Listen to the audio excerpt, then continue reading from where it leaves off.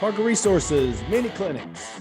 Today's guest, we got Coach Nathan Simbeck, offensive coordinator at Boyd Buchanan. Coach is in his first year as OC at Boyd Buchanan, coming over to work with Coach Gary Rankin. And he's talking to you about balancing between doing too much and not enough. Great topic.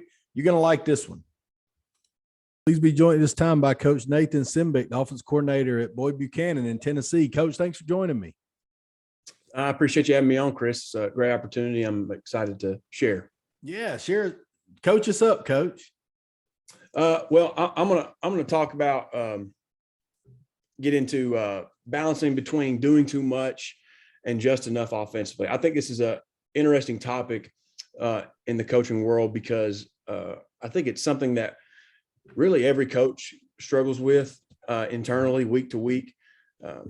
When you're putting the game plan together, you're watching film, you're sitting there always thinking about, is this too much for our kids this week? Do we need to scale back a little bit? And I think there's a lot of coaches out there who think the more you have and the more you do, the better. And obviously that's all dependent on the kids that you have. But I don't necessarily think more is always better. When it comes to, whatever you're doing offensively, defensively, sometimes I think that bogs kids down, and we'll get into that here shortly. So to me, this is all stuff that I've kind of learned everywhere I've been. I've been fortunate to work under some great coaches at every stop, and this is stuff that I've picked up from them. So stuff I've learned as well. I've learned through failure. So I've kind of developed a process that I'll share with you guys today on how I go about really week to week throughout the year. Questions I ask myself whenever we want to do something, add something offensively, or when we're going into year, what do we want to keep? What do we want to add? And things like that. And the four things are mental capacity, return on investment, how it fits your system and style, and can we package it? Those are the four things that I kind of look at whenever we're going into a game. Or we're looking at a formation, a motion, or a play. First thing's mental capacity. I'm a believer that you don't want to overload your players, especially in high school ball. A lot of guys are two-way players at most places, and they have a lot of responsibility. And I really don't want to put too much on them week to week. And they have a lot going on in their lives. They have families, they have girlfriends, they have all this drama in their lives. So I don't want to, and this is from kid to kid as well. There's some kids like in our offense, our H-back sniffer guy is the guy that has to know the most mentally. So that's kind of our smart kid, and we can put a whole lot more on him. We don't try to put a lot on our receivers because sometimes they're not our smartest guys. They're really good athletes, but we just don't want to put a lot on them mentally. I think you want your players to be decisive and react quickly on the field. You don't want too much thinking. And I think that slows them down at the end of the day. And at the end of the day, whenever you're thinking about the mental capacity of your offense or whatever defensive system, whatever it is, I think it's important for it to be player friendly. I don't want it to be hard for our kids to pick up and be able to play and have success in whatever it is that we do, because I think that's, at the end of the day, if I got a kid that's a really good athlete standing behind me, next to me on the sideline, he's not on the field, I've failed that kid in some way. So I think you want it to be a player-friendly system where it's easy for those guys to get on the field and showcase their ability. Return on investment. This is something that I really ask myself going into every week. Is there a long-term benefit to whatever it is that we're trying to do? Is this good for your personnel? I don't really want to waste time on something that we might just use once. And that's the exceptions are special and trick plays, your 2-point plays. I realize you guys, we run those in practice every week, and we may run them once a year. That's a different scenario. But I don't want to be able to, I don't want to do something week 3 and only be doing it week 3 when I need to be working on stuff to be ready for week 10. A good example, we were going into a game and the team wasn't very good, and we could have ran anything coach. There's guys running upfield doing this, and they were like, "Hey, let's, coach, we should run trap this week." Well, we really don't run trap, and it's a great play, but we don't run it, and really we're not going to use it from here on out. So let's get good at running. Let's get good at running power. Let's keep doing the things that we do. So come week 10, when we're playing in a region championship, we're ready to play, and we're good at, and we're comfortable at what we're doing. I think that stuff's great. I don't mean to interrupt you, Coach, but I think having a set thing you can go down. Anybody that follows anything I put out there, I'm big on add a formation, add a motion, add a shift, don't add a play. And if you're adding a play, is it yes to all these things? Yeah. I mean, you can say it for defense, special teams too, but I know you're an OC, so we're talking about offense. But let's check a few boxes before we just go in that Auburn ran it this week, or whatever Right. it is. And we can all get caught into that, Coach. I think some people hear me make that joke and say, he ain't talking about me. I probably am talking about you, because everybody can get sucked into that and they don't think they're adding, but they really are. And having a small little checklist, does this fit? Yes or no? Whether it's your exact one or somebody wants to make their own. I like that idea. I think that's probably something that's you got to sometimes coach against yourself a little bit, you got to coach against overcoaching, and you got to coach. Did you get my presentation before we got on here? No, I didn't. I'm sorry. That's called foreshadowing, Coach. Go ahead. You're exactly right. And we do that all the time. And I'm guilty of it. I've done it before. And those are the games where I look back and I'm like, man, this one's really on me, because I put too much on the kids. And I did some stuff that just slowed us down. And really what it does, it keeps you from getting in a rhythm, and building momentum as the game goes on. Mm-hmm. The next thing I ask, does this fit our style in our system? Does blank align with our style of play? There's just some things that we're not gonna do because it's just not who we are. And we can't do some of those things against certain teams. So we need it to be an easy fit and complement to our scheme. Like what you said, I'm always thinking a formation, a motion, or a shift before I'm thinking of play. And if we are thinking of play, I'm thinking of how can we build around that play so it fits into what we do. For us, we're a gap scheme. We run power, counter, zone, and sweep. I'd like to run more stuff, but like we're not a veer team, so it's not. If veer may look good against a team on film, but that's just not who we are. So we're not going to do that. We're going to find ways to do what we do well. And that gets into my next bullet point. We're not going to spend too much time on stuff that we can't build in our offense. We're going to get better at what we do. When we go into these games, a lot of times I'll ask like our offensive line coach, hey, what do we really need to get better at this week? Is there something that we need to emphasize that we do that we're not really doing well yet? And I'll get feedback from that coach, and we'll work on that. And we'll go into a game thinking, hey, we're going in this week and we're really going to try to hammer inside zone, because we need to be able to run inside zone when we get to the third round of the playoffs. And it doesn't matter. We got to get good at it right now, and start working on it now and not wait till then. And we don't want to take up any more time wasting it on something else when that's what we need to be doing. And you might have to give up your preference to put your players and team in the best position to succeed. So last year I was at Knoxville Central, and we had a pretty good quarterback. Running the ball was not his specialty, and he was the only quarterback we had on the roster. I've been a big quarterback run guy everywhere I've been. I love quarterback power, quarterback counter, doing all that stuff.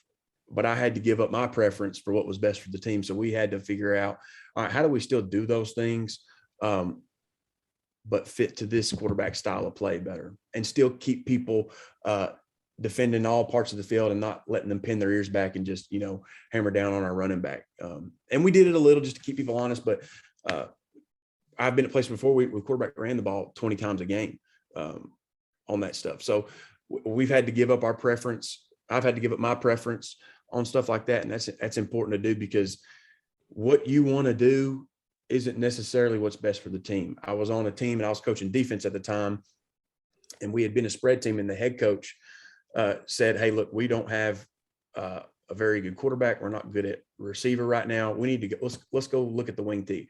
And we went from going 4-6 the next year, going 7-3, just because we switched our scheme. That was best for our players. Now, our coach at the time, he was a spread guy, but he realized that this was not the best system for our team at the time. So I think that was one of the best coaching moves that I've seen at the high school level, putting yourself aside and what you want to do to help your team win ball games. And we all want to win, right? So we need to do whatever it takes to help our kids be in the best position. And then, like you said, we'll see stuff on Saturdays and come into the meeting on Sundays and say, "Hey, man, did you see Alabama run this week with Jalen Waddle?" It's really cool. I mean, don't get me wrong. It's really cool. You just can't put it in. You can't do it. And you'll ask, "Hey, well, where's Jalen Waddle at in this locker room right here?" So that's hard too, because you'll see, because we obviously the games trickled down or trickled up, whatever you want to see it. You see some stuff on Saturdays that you're doing on Friday nights, but there's some stuff that you just can't do where that comes to protection or the athletes they have. So we have to be really careful. I have to be really careful at not seeing stuff and thinking, "Man, we could do this, we could do that."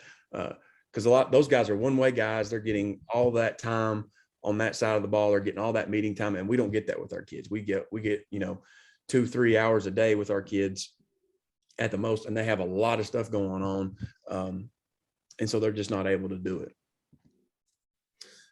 The last thing I asked myself, and this is kind of what you were talking about earlier, is packaging the play. We don't want to run a play one way and not have anything else that can build off of that. I don't want to, we're like getting back to, we were in this game and it was a team that wasn't very good, and one of the coaches was like, "Hey, we should run this play this weekend." And I was like, "Man, we really don't ever get in this formation. We never run this play. So we're just going to hop in this formation, run this play, and not have anything else off of it. It's really not good for us." So something that I ask myself each week is, can we pair the formation, the motion, the play with multiple plays in that set? So the example is whatever formation you're in, whatever motion, can you run 4 different plays out of that set? So for us, if we wanted to get into a trip slot set, we wanted to have an orbit motion, we need to be able to run a inside run, outside run, a play action pass, and some sort of quick game off that. That's I'm not saying that's for everybody. That's just kind of a rule for me. And that allows us to give defenses multiple looks and reduce tendencies each week. So a team just can't say, "Hey, look, anytime they line up in trip slot and they go orbit motion, they're just throwing that orbit motion every single time. They're just running power." We need to make sure that we're multiple. That way we're not giving away stuff and making the job on defense easy. So yeah, I've been guilty of that a few times. You had something really good, but the more you did it, the more it wasn't right. It was some of the other stuff, so you're giving it away over time. So that's really all I have. Yeah, that's good, Coach. We we do these short on purpose. People can reach out if they got comments or questions or want to hear more, but it's really about just taking one idea, focus on that. People got short attention spans now, so well, and like that's really, that's kind of the point of this whole thing too. The goal for us offensively is, when it comes to our players playing in our offense, we want them to be so comfortable, and we want, when the pressure comes, we get in a 3rd down or 4th down and the game's on the line. The goal for us offensively is when the players come to the sideline, we call a timeout. They're telling us, "Hey, coach, run power right here. Hey, coach, run counter, run whatever it is." So we want to be simple in that regard, because we think our players get more confidence in playing that way. When it's this way, when you're holding yourself to this checklist, it keeps you doing what you're doing, staying within your system, and not putting too much on your players. I'm a firm believer it's not necessarily what you do, it's how you do it. And the great coaches and the great teams that I've seen usually major in something, and it's how they do it that make the difference. Yeah, and you've been around some good ones. You got Coach Rankin now? I do, and it's been great working for him. Coach Rankin is the winningest coach on our podcast, which I think is way more prestigious than being the winningest coach in Tennessee. He's the winningest coach to appear on the Parker Resource podcast. We had Coach Bob Lattiser from De La Salle. They won about 300 and something and lost about 9 or something like that. You know, he won 100 and something in a row in the 90s. You have to look them up for them young guys, De La Salle. But Coach Rankin has won 400 and something games and 16 or 17 state championships. For people that don't know who I'm talking about. He's Rankin amazing. is amazing. He's amazing. It's been a blessing to get to work for. We started, I guess he called me in March, and we've been working together since. And he's as advertised. He's awesome. And you know, I tell people all the time, if I get a lot of advice questions, and I'll end with, you know, Coach, what should I do if I want to be a head coach? What should I do if I want to go here? If I want to do this, if I want to do that? The best advice you can get is find somebody that is really good and go work for them. And if you got to be the ball boy or hold the water for them or whatever you got to do at first, you're lucky you get a higher up job. But you put yourself with some people that know what they're doing, and that will rub off on you.